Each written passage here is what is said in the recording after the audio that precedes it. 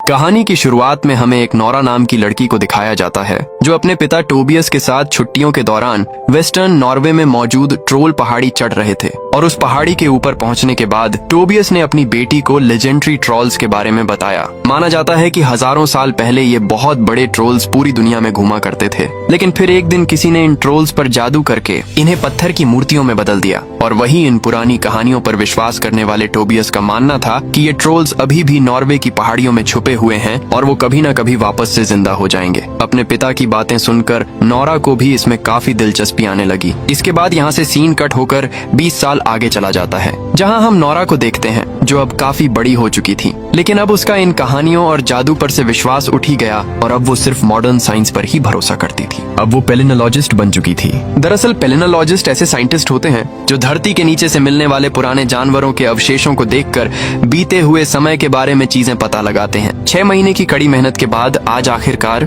उसे बेहतरीन फॉसिल मिल गया था, जिसकी खुशी में उसने अपने दोस्तों के साथ पार्टी करने का फैसला किया। वहीं दूसरी तरफ पहाड़ों में मेट्रो स्टेशन बनाने का काम तेजी से कंस्ट्रक्शन में चल रहा था और मेट्रो का रास्ता बनाने के लिए तेजी से पहाड़ों में धमाके किए जा रहे थे, जिसके चलते कई लोग कंस्ट्रक्शन का विरोध भी कर रहे थे। लेकिन उन सबको नजरअंदाज करते हुए इंजीनियर्स एक बार फिर से धमाका करने की तैयारी में लगे हुए थे। और जब वे सभी लोग उस गुफा के अंदर पहुंचे तो वहां उन्हें एक अजीब सी आवाज सुनाई दी। लेकिन इससे पहले कि वो कुछ समझ पाते, अचानक से वहां की जमीन तेजी से हिलना शुरू हो जाती है, जिसके अगले ही पल उन इंजीनियर्स की नजर एक बहुत ही बड़े और खतरनाक दानव पर पड़ी, जिसे देखते ही वे लोग अपनी जान बचाकर वहां से तेजी से भागने लगे। लेकिन पहाड़ों के गिरते हुए मलबे के चलते वे लोग वहीं दबकर रह गए। इसके कुछ ही देर बाद इस हादसे की खबर नॉर्वे की आर्मी के हेडक्वार्टर तक भी पहुंच गई। ये खबर सुनते ही जनरल ने एक जहाज को उस जगह की साफ तस्वीरें खींचने के लिए बुलाया, ताकि वे लोग अच्छे से समझ पाएं कि आखिर वहां ऐसी क्या चीज है जो लोगों को डरा रही है।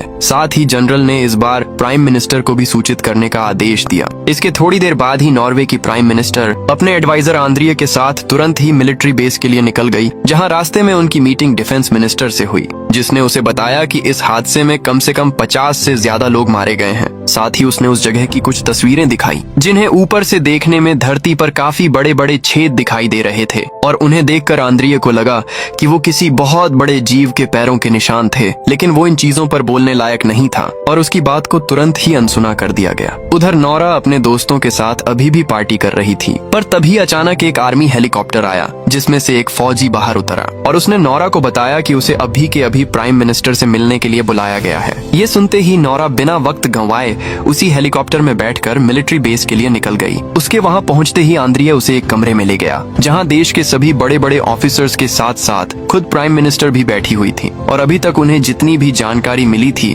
उसके मुताबिक सबको लग रहा था कि शायद ये सब कुछ किसी जानलेवा गैस की वजह से हुआ है। लेकिन नोरा इस बात से बिल्कुल भी सहमत नहीं थी और तस्वीरों में वो पैरों के निशान को देखकर उसे भी लग रहा था कि शायद ये बहुत बड़ा प्राचीन जानवर है जो दोबारा जिंदा हो गया है। इस चीज पर आंद्रिय के पास भी कुछ सुझाव थे, लेकिन उसने ये बातें सबके सामने बोलना सही नहीं समझा। वहीं बाकी गवर्नमेंट ऑफिसर्स को नोरा की बातें सिर्फ एक मजाक लग रही थीं और उनके मुताबिक इस सब के पीछे कोई प्राचीन जानवर हो ही नहीं सकता। उनका कहना था कि अगर ऐसा है तो इतने सालों से वो कहाँ था, मरा क्यों नहीं। पर तभी सिगरेट नाम की एक कंप्यूटर जीनियस उस कमरे में आई। फिर उसने सभी के सामने इस हादसे का एक वीडियो रखा जो उसने बहुत मुश्किल से ढूंढा था। और जैसे ही उसने वीडियो प्ले किया तो कमरे में मौजूद सभी लोग हैरान रह गए, क्योंकि उस वीडियो में एक बहुत ही विशाल आकार का दानव था। और अब इस वीडियो से साफ हो चुका था कि 150 फीट लंबा एक जीव नॉर्वे की पहाड़ियों के बीच घूम रहा है। इसके बाद हमें लेस्का नाम के एक गांव को दिखाया जाता है, जहां एक बूढ़ा दंपति जोड़ा अपने घर में शांति से समय बिता रहा था कि तभी उन्हें किसी की दहाड़ने की आवाज सुनाई देती है। फिर कुछ ही सेकंड में उनका पूरा घर तेजी से हिलना शुरू हो जाता है।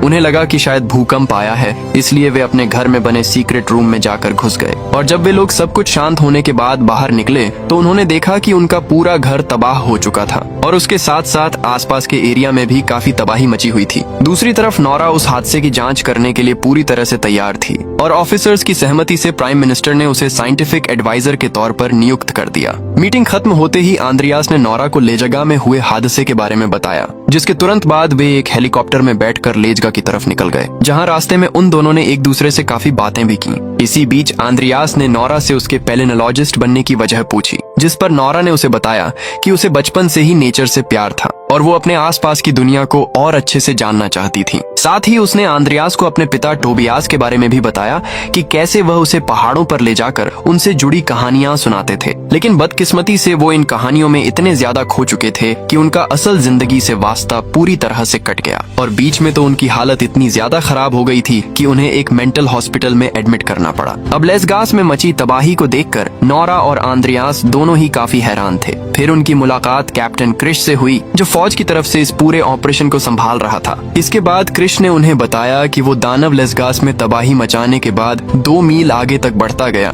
और देखते ही देखते वो अचानक से गायब हो गया और फौज की लाख कोशिशों के बाद भी वे लोग उसे ढूंढ नहीं पाए, मानो जैसे वो भीमकाय राक्षस हवा में ही गायब हो गया हो। इसके बाद उन्होंने उस बूढ़े कपल से पूछताछ की, जो उस वक्त काफी ज्यादा डरे हुए थे। उनके सीक्रेट रूम में छुपने की वजह से उन्हें ज्यादा कुछ नहीं पता था, पर फिर उस बुजुर्ग औरत ने बताया कि उसे किसी जानवर की दहाड़ने की आवाज सुनाई दी थी, जैसे मानो कोई बहुत ही खतरनाक और बड़ा जीव उन पर हमला करने वाला हो। लेकिन ये जानकारी किसी भी नतीजे तक पहुंचने के लिए काफी नहीं थी, इसलिए नोरा ने खुद ही उस घर के आसपास जांच करना शुरू कर दिया। इस दौरान उसे वहां अजीब सी महक आई। वो उस महक का पीछा करते करते आगे पहुंची, जहां उसे एक बहुत ही बड़े दानव का पैर जमीन पर बना हुआ दिखाई दिया। ये देखकर नोरा ने तुरंत ही उस पैर की जांच करना शुरू कर दिया, पर उसकी लाख कोशिशों के बावजूद भी उसे वहां कोई बायोलॉजिकल सब्सटेंस नहीं मिला जिससे वो उस राक्षस की जांच करवा सके, और अब उनके सामने कोई दूसरा रास्ता नहीं बचा था। तो आखिरकार नोरा ने अपने पिता से मदद लेने का फैसला किया, जो इस वक्त काफी दूर एक पहाड़ पर रहते थे। वहां जल्द से जल्द पहुंचने के लिए नोरा और उसके साथी हेलीकॉप्टर की मदद से वहां जाते हैं। पर जैसे ही वे लोग वहां पहुंचे तो टोबियास ने तुरंत उन पर अपनी बंदूक तान दी, लेकिन वो अपनी बेटी नोरा को देखकर शांत हो जाता है। फिर वो सभी को अपने घर में बुलाता है। अंदर जाते ही उन्हें पता चला कि टोबियास इतने सालों बाद भी ट्रोल्स पर रिसर्च कर रहा था, और जैसे ही उन्होंने टोबियास को वो दानव वाली वीडियो दिखाई तो वो ये देखकर पूरी तरह से हैरान रह गया और उसने सिर्फ एक ही बात बोली, वो आ गए हैं। लेकिन नोरा को यहाँ कुछ भी समझ नहीं आ रहा था, इसलिए उसने अपने पिता से साइंटिफिक एक्सप्लेनेशन मांगी ताकि वे लोग इससे बचने का रास्ता ढूंढ सके। लेकिन टोबियास अपनी रिसर्च पर अड़ा रहा और उसके मुताबिक ट्रोल्स नॉर्वे से इसलिए गायब हुए क्योंकि वहाँ के सभी लोगों ने ईसाई धर्म अपना लिया। साथ ही वो बताता है कि वह इस राज्य का खुलासा कई साल पहले करने वाला था, लेकिन उसे चुप करवाने के लिए पागल खाने भेज दिया गया था। इसके बाद उसने अपना बैग उठाया और उन्हें एक खास जगह चलने को कहा, जिसके बाद वो हेलीकॉप्टर में थोड़ी देर उड़ने के बाद आखिरकार टोबियास की बताई हुई जगह पर पहुंच जाते हैं। वहां पहुंचते ही टोबियास ने उस जगह की जांच करना शुरू कर दी। तभी उसने आसपास देखा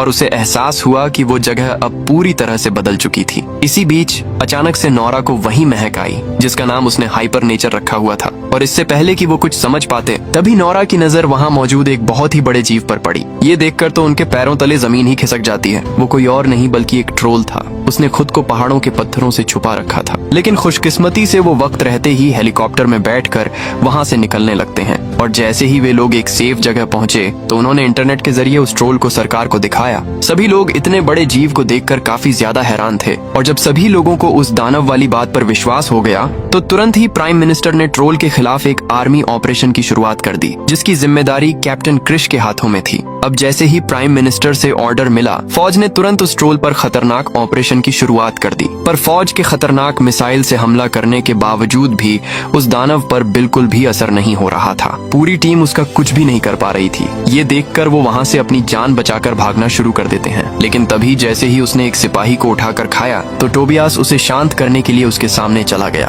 वो ट्रोल शुरुआत में टोबियास की बात सुन भी रहा था, पर इसी बीच फौज के कुछ बेवकूफ सिपाहियों ने उस पर तेजी से हमला कर दिया, जिससे ट्रोल को बहुत ही ज्यादा गुस्सा आ जाता है। और वो जैसे ही हमला करने के लिए मुड़ा तो उसकी पूंछ सीधा जाकर टोबियास को लगी, जिससे वो बहुत ही ज्यादा जख्मी हो जाता है। ये देखकर नोरा तुरंत अपने पिता के पास गई, लेकिन टोबियास ने कुछ बोलने से पहले ही दम तोड़ दिया। अब उसी रात नोरा रोते रोते अपने पिता की पुरानी फोटो देख रही थी। साथ ही वो अपने पिता की डायरी भी पढ़ रही थी, ताकि किसी तरह से उस ट्रोल को रोका जा सके। कुछ घंटे डायरी पढ़ने के बाद नोरा को पता चला कि असल में ट्रोल्स अक्सर चर्च को तबाह कर देते थे, क्योंकि उन्हें घंटियों की आवाज बिल्कुल भी पसंद नहीं थी। और जब नोरा ने ये प्लान सभी सरकारी अफसरों को सुनाया तो पहले तो उन सब ने नोरा को पागल समझा। इस पर नोरा का मानना था कि मिसाइल्स तो काम नहीं कर रही हैं, तो हमें कुछ अलग ही करना पड़ेगा। इसके बाद प्राइम मिनिस्टर ने उसे इस प्लान के साथ आगे बढ़ने की इजाजत दे दी। और इसके कुछ देर बाद 4 आर्मी हेलीकॉप्टर बड़ी बड़ी चर्च बेल लेकर उस ट्रोल की ओर बढ़ने लगे। नोरा के इस प्लान ने शुरुआत में तो कामयाबी दिखाई,